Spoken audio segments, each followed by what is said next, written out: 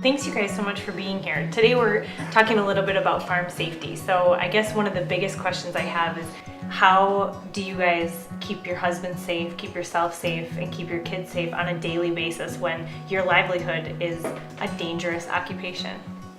I think communication is one of the biggest keys. My kids are a little bit older, so we do run with walkie-talkies.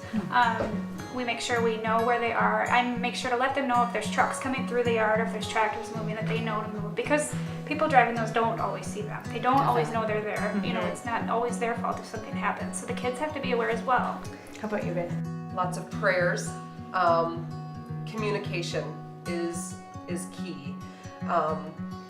We know where everybody is at all times on our farm.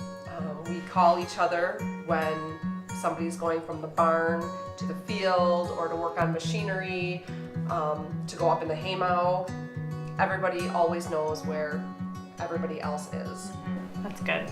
Can you think of one thing that is like a no-go, off limits, that you have said to your kids, this is not an option, you will not do this? For me, it's the silos.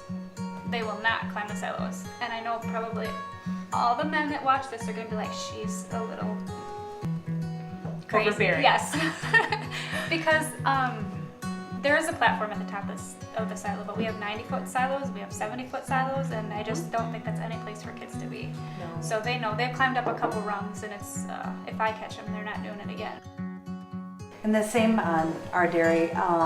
We try to keep the kids over in the play area and away from the parlor and the freestyle barns. Everybody wants to see cows, so we'll do gator rides where everybody is safely put in the back of the gator and we'll go out and drive by them. But even with the calves, I'm always nervous because not that our calves are sick or anything, but if they would touch a sick one and then go to the next one and then the next one, then I have a whole bunch of sick calves.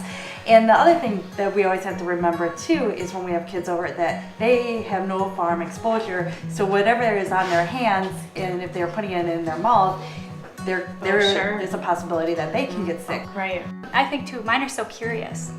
You know, so when we do go to other farms, they are very curious. They don't know what the dangers could be or how things are moving. But when I do have other kids at my house, I don't let them out of my sight, let alone my reach. Just because they're not used to the dangers on the farm. They don't know, you know, they could be stepping on the lids for the manure pit, you know, and that to me is dangerous, because what if it does give way? Right. You know, we keep them in good shape, but you just don't know what could happen.